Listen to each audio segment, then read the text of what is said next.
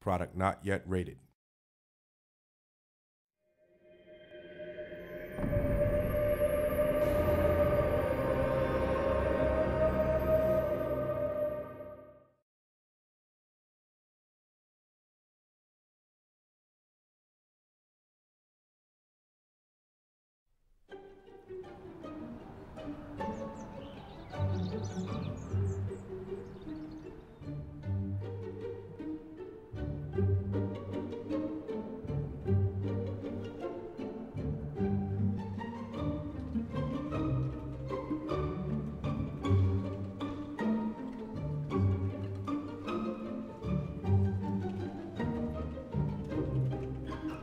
What do I hate most about England? There's so many things. Being the very modest and extremely sophisticated Frenchman I am, I would have to say the weather and the food just don't cut it in this country. I'll refrain, because if people watch this, I'll get hell out there. What we do is we design all of the places that you get to visit in Fable 2. We make all the tools that are used for the development of Fable 2. The way we would design an area, this tends to be slightly different depending on the type of area it is. What we start with is the plan. Then what we do is we actually white box it, and that means we, in a very simple art package, we'll just rough it out, get our scale, make sure all the critical dimensions to ensure that the navigation systems will all work. And we do that fairly quickly in a program called SketchUp. That gives us a rough version of a region, which we can give to the artists. They can take straight into their art package, and then they can make it look really nice. This week we're having a bug blitz, which is something we do now and again. The reason for that is that ever so often the build gets a bit clogged up and messy, and we have some reliability problems. So this week we've decided to have everyone sit down and work through some of the bugs.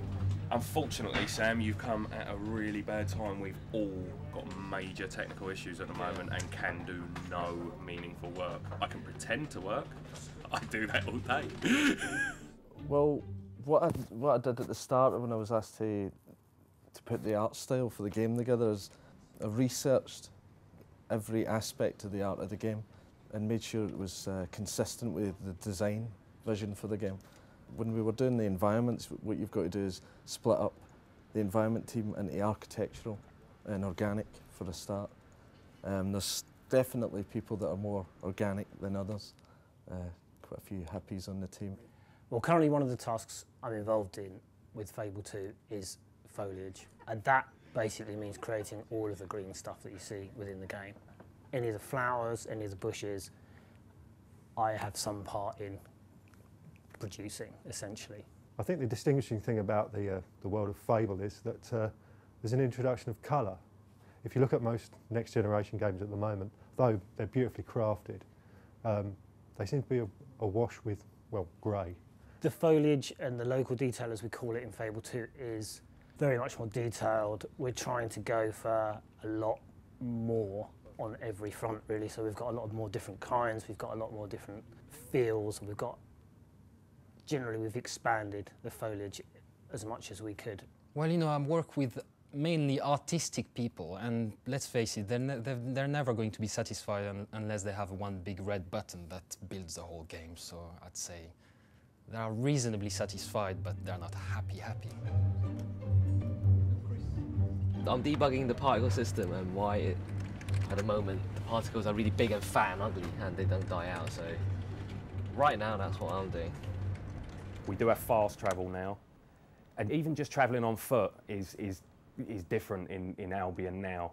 In the first game, the world looked amazing, but it was kind of frustrating because you couldn't go everywhere you wanted to go. Those restrictions have been taken away now. You can go everywhere now. I'm fixing bugs at the moment. Some rather nasty grouping bugs in the editor, which are taking some serious investigation. What we have here, we can see that this is the last month. The blue bars show us what's been fixed, and the red ones, all the bugs that have gone in. So the last 2 days we've had a peak there, which is good, which means people are fixing things.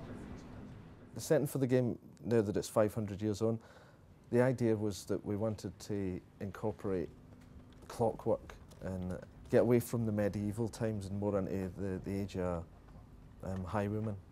It's always good to keep people on their toes when they're making the game. If you do the same thing again, it can dry up. We just want to keep everybody on their toes, especially the public as well. Well, for instance, we want our regions to be very dynamic. So it means some quests will show you a region with certain modifications, and we also want to have seasons in there. When we looked at inspirations for the game, we tended actually not to look at games and more to do with beautiful looking films, beautiful forest scenes. I mean, you've got all the martial art films that came out with a hero and what have you, with the swirling leaves going around the characters and all that kind of stuff.